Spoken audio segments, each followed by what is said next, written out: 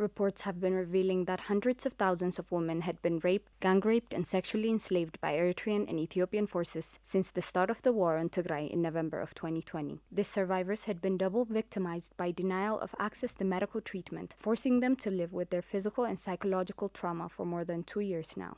Sister Mulu Mesfin is a coordinator on the One-Stop Center for Sexual Assault Survivors in Eider Hospital. Mulu has been working at this center before the outbreak of the war, but she says she had never experienced anything like this. She tells us that what happened in Tigray is beyond gender-based violence.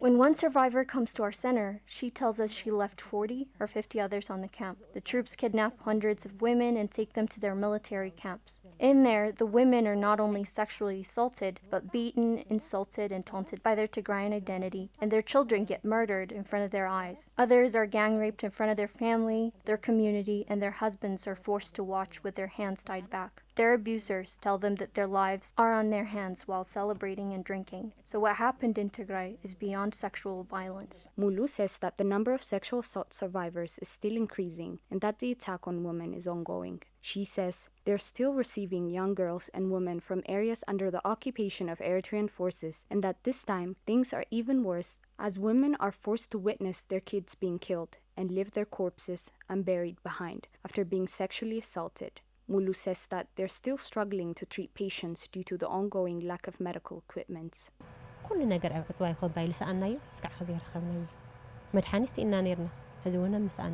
The signing of a peace deal is good, but ever since the signing of the deal, not much has changed. We used to struggle due to lack of medication, lack of food, and starvation. We continue to struggle due to these things. We have survivors from 2020 still waiting for treatment, and many are adding to that number on a daily basis. Last year, we used to receive survivors accompanied by at least one family member, but now they come here all alone because their family members are slaughtered in their houses and the troops force them to lock their homes and leave without burying them. We recently received a 10-year-old who came all alone. On top of their physical wound, many face mental disorder due to these events. So to be honest, things are getting worse, not better. Medical professionals at the center tell us that, so far, many survivors had taken their own lives and that they struggle to keep survivors from inflicting harm to themselves. Sisana Kidane, a psychiatry professional and assistant lecturer at Mekelle University, tells us that the survivors struggle due to several psychological disorders such as post-traumatic stress disorder, anxiety, depression,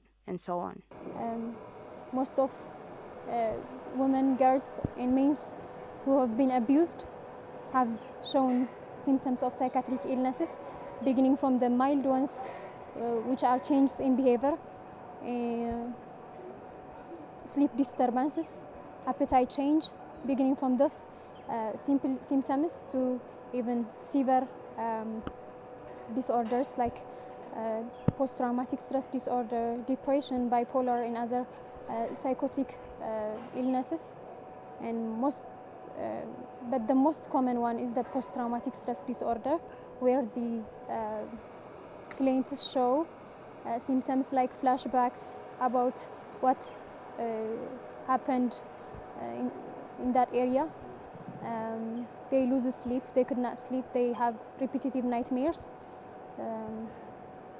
They are so depressed, they have no hope in living at all. ድምፀን ሂበን ህይወተን ባዕለን ነጥፋለ አለ መጀመሪያ ድምፀ ለሃበትና ተገልጋሊትና በህይወታ ዓርሰ ቅትለት ፈጽማ ባዕላ ለሞተት ያ The survivors want the whole world to know about what's happening to women in Tigray. We had many survivors who committed suicide after sharing their stories with the world. Our first service recipient committed suicide after sharing her story with the international media stations. We watch and stop many survivors from inflicting harm on themselves on a daily basis. This is because the international organization media stations are always speaking about the problem, but nothing is done so far. Mulu cautions that justice for survivors is key to permanent peace. Mulu thinks that failing to serve justice for these victims will send a bad message to perpetrators all over the world. She adds that the failure of the international community to do this on time has encouraged the perpetrators in Tigray to re-invade and finish what they later regretted they must have accomplished on their first round of invasion. فتح رتعي عامي لتفصمه 2013 14 تفصمه If justice had been served on time for what had been done last year and the year before, or at least in the early days of the news alert, they wouldn't have reinvaded Tigray and inflicted all this damage again. The perpetrators are our neighbors. We live together. They were in Tigray, then they were forced out of Tigray, and now they're back in most parts of Tigray, committing even worse crimes. And we don't have a guarantee that this won't happen in the near future if justice isn't served. Despite hopes for the withdrawal of Eritrean forces following the signing of a peace deal back in November, millions continue to suffer in the hands of the invading forces, and women, at the receiving end of the multifaceted catastrophe, keep paying the highest price.